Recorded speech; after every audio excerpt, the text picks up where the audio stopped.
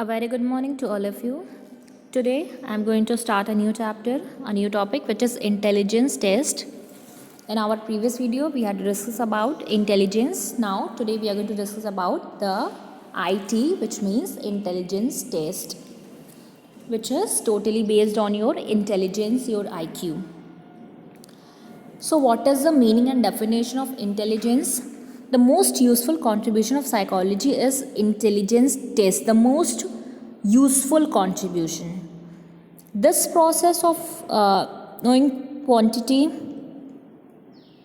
and mental abilities inherent in a child is known as measurement of intelligence. According to Jever, intelligence test is a kind of work whereby we may assess or measure the level of mental development of a person. Intelligence test is a kind of work, एक ऐसा work है जो क्या करता है, where we में assess और major, जहाँ पे हम ऐसे से मेजर कर सकते हैं, किस चीज़ को मेजर कर सकते हैं, नाप सकते हैं, the level of mental development of a person, एक पर्सन का मेंटल डेवलपमेंट का level.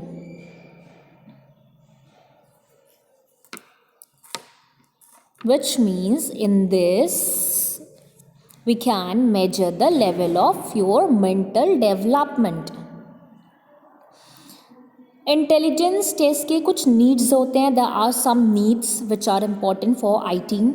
Intelligence level is the most important factor giving rise to many individual differences. In every class there are many students all having different mental calibers. Okay, so हम ये देखते हैं कि every one, मतलब हर किसी का एक क्या होता है, अलग मेंटल लेवल होता है. उनके IQs अलग अलग होते हैं और उनके इन्हीं IQ का टेस्ट हम कैसे करते हैं, on the basis of their intelligence test we measure their IQ level.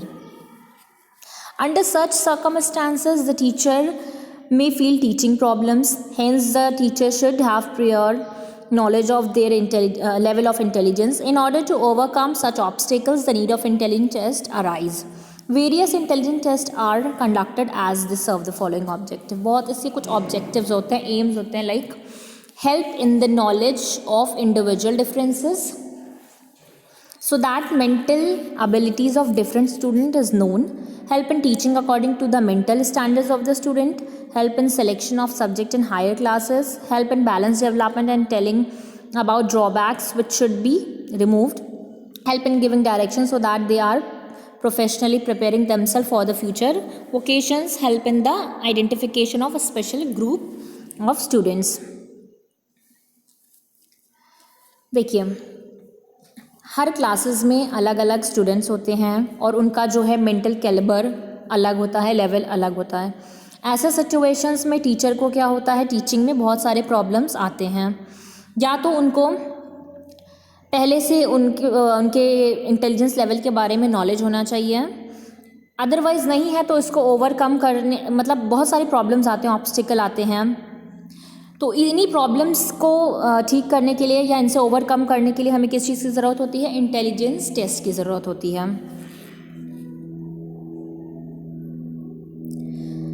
So this is one of the very important topics. बहुत तरीके के, there are so many kinds of intelligence test, जैसे कि इंडिविजुअल भी होता है, वर्बल होता है, नॉन वर्बल होता है, रिटन होता है. अब जैसे इंडिविजुअल टेस्ट होता है आपका, वो एक सिंगल चाइल्ड पे होता है, सिंगल पर्सन पे होता है, एक टाइम पे होता है. इसे हम इंडिविजुअल इंटेलिजेंस टेस्ट कहते हैं.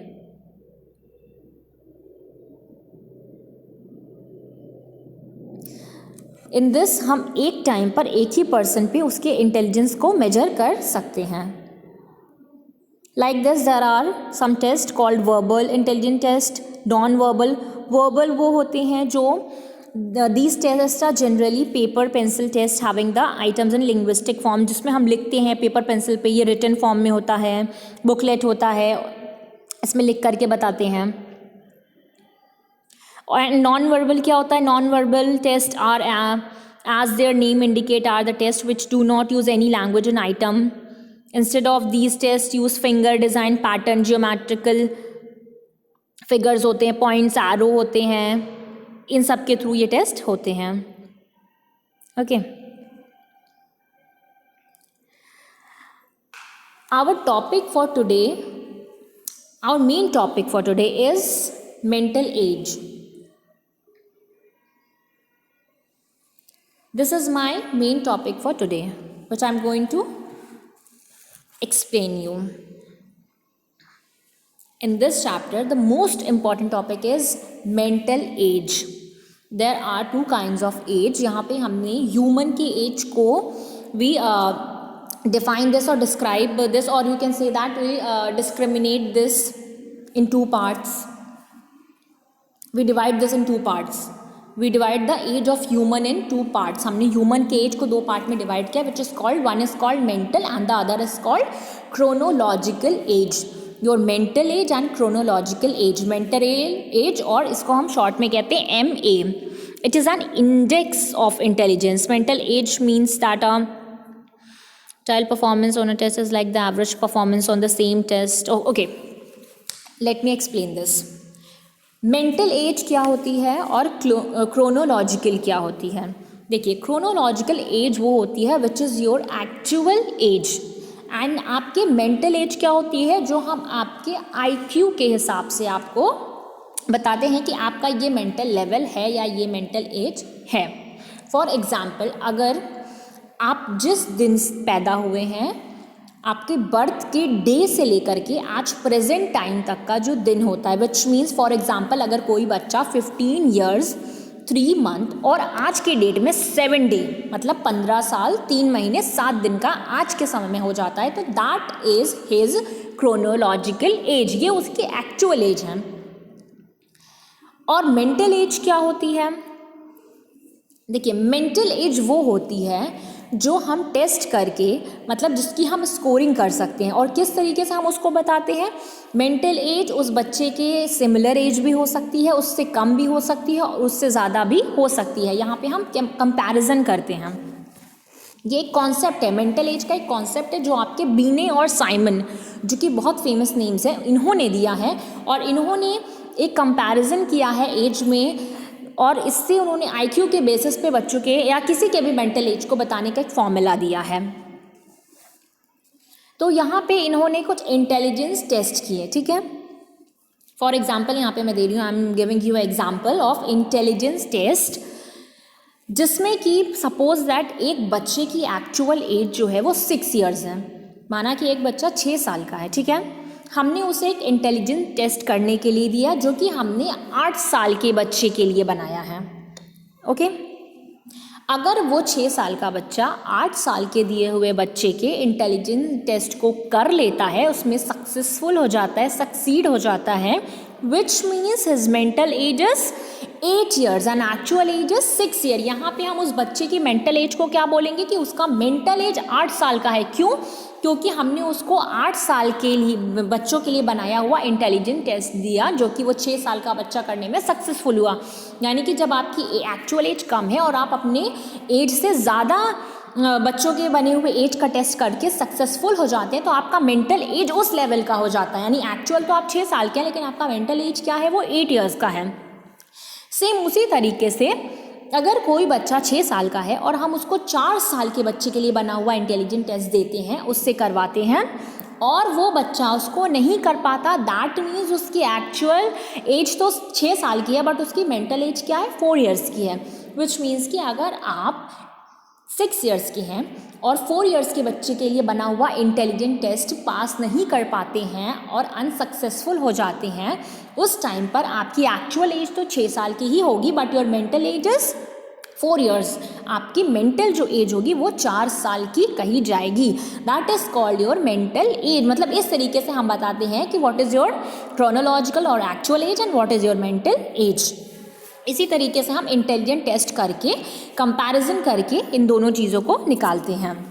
मेंटल एज आपकी क्रोनोलॉजिकल एज से कम भी हो सकती है, उससे ज़्यादा भी हो सकती है और उसके बराबर भी हो सकती है। जैसे कि जब मेंटल एज क्रोनोलॉजिकल एज से कम होती है तो ऐसे लोगों को हम डल कहते हैं। हम कहते हैं कि ये डल इंटेलिजेंस है इनका, हिंदी में हम जिसको कहते हैं मंद बुद्धि। जब आपकी मेंटल एज आपके क्रोनो एज यानी क्रोनोलॉजिकल एज से ज़्यादा होती है तो उस इंसान को कहा जाता है कि वो बहुत तेज़ दिमाग का है। ठीक है, आपकी मेंटल एज आपकी क्रोनो एज से ज़्यादा होती है। जैसे कि मैंने एग्जांपल दिया था, 6 साल का बच्चा 8 साल के बच्चे के आईटी को करने में सक्सेसफुल हो जाता है, तो यहाँ पे हम कहते हैं वो बड़ा तेज़ दिमाग का है। ठीक है, और जब मेंटल एज क्रोनो एज के बराबर होती है तो उसको हम नॉर्मल इंटेलिजेंस कहते हैं। अगर जैसे 6 का दिया तो आपने 6 ही साल के बच्चे का टेस्ट कर लिया तो आपका जो इंटेलिजेंस है वो क्या है, नॉर्मल इंटेलिजेंस कहलाता है। Okay, so I hope you can understand this formula, this trick, this concept easily by the examples. अब next up we have is कि जो इंटेलिजेंस होता है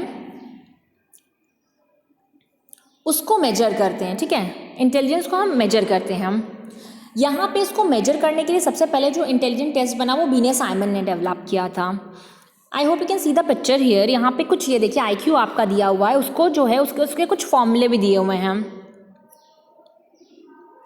IQ क्या होता है, intelligence quotient. IQ mental as और क्रोनोलॉजिकल का एक ऐसा रेशियो होता है, एज अ रेशियो जिसमें क्या करते हैं हम 100 से मल्टीप्लाई करते हैं।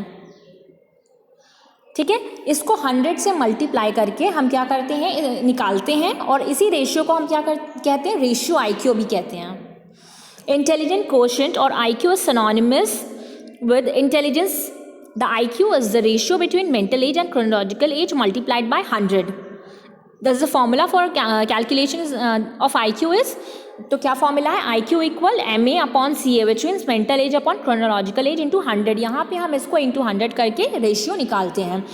If there is a child whose mental age is 6 years, अगर कोई बच्चा है जिसका मेंटल एज क्या है 6 है और उसका रियल एज 12 है, देन कैसे हम निकालेंगे IQ। देखिए उसका mental age 16, if the mental age is 16 and the real age is 12, तो यहाँ पे कैसे हमने निकाला, हमने ऊपर 16 लिखा यानी MA मेंटल एज को, और अपॉन किया किससे, CA क्रोनोलॉजिकल एज, और इंटू कर दिया 100 से, तो आंसर क्या आया 133। If the IQ is 133 then it means that child is of superior intelligence. ये चीज़ हमने कैसे बताई कि बच्चा सुपीरियर इंटेलिजेंस कहलाएगा। Let's have a look on the classification of intelligence which is given below. यहाँ पर देखिए एक चार्ट दिया है, क्लासिफिकेशन ऑफ इंटेलिजेंस। यहाँ पे इंटेलिजेंस को क्या किया है, they classify intelligence like this in these terms. देखिए 0 से लेके 25 के बीच में जितने भी लोग आते हैं उनको हम इडियट्स कहते हैं। वो इडियट कहलाते हैं, क्यों, क्योंकि उनका IQ 0 से लेके 25 तक के बीच का है। Number 2 is इम्बिसिल्स। इम्बिसिल्स किसको कहते हैं, जिनका IQ 25 से 50 होता है। मोरॉन्स 50 to 70, इनको हम मोरॉन्स कहते हैं। डल हम कहते हैं people who are between 70 to 80, 70 से 80 के बीच वाले को हम क्या कहते हैं, we call them dull. Feeble minded लोग हम कहते हैं जिनका IQ होता है 80 to 90 यानी 80 से 90 वाले। देन आपके आते हैं एवरेज पीपल। एवरेज हम किनको कहते हैं, जिनका IQ 90 to 110 यानी 90 से लेके 110 के बीच का होता है, they are called average. Then after superior 120 to 140 people, those who are between 120 to 140, 120 से 140 के बीच के लोग are called superior. And the last one 140 plus, यानी जो लोग 140 प्लस होते हैं, IQ जिनका 140 से ऊपर होता है, दे आर कॉल्ड जीनियस। उसी तरीके से जैसे हमने यहाँ पे देखा 133, अब आप चार्ट में देखिए कि 133 कहाँ पर आता है। उस तरीके से हम इसको क्या बोलते हैं, सुपीरियर, क्योंकि 120 से 140 के बीच आपका 133 आएगा, तो यहाँ पे IQ क्या होगा, सुपीरियर। तो बच्चे को हम कहते हैं the child is of superior intelligence. Those child whose IQ is around 100 are considered to be of average intelligence. जो भी आते हैं 100 में वो क्या कहलाते हैं, एवरेज इंटेलिजेंस कहलाता है उनका। ठीक है, so like this we can understand the concept of mental age easily. तो इस चैप्टर में हमारा जो मेन टॉपिक है is your mental age. This formula is also very important. IQ equal MA upon CA, mental age upon chronological age into 100. इसको हम 100 से multiply करके निकालते हैं, MA और CA को डिवाइड करते हैं, then into then multiplied by 100 करते हैं. जो भी रिजल्ट आता है उसको हम क्लासिफिकेशन के बेसिस पे बताते हैं कि उस बच्चे का IQ के बेसिस पे वो किस टाइप का उसको बोला जाएगा, क्या वो कितना इंटेलिजेंट है या किस कैटेगरी में वो बच्चा आता है या वो ह्यूमन बीइंग वो पर्सन आता है. So your intelligence test is one of the important topics. That's all for today. Thank you so much.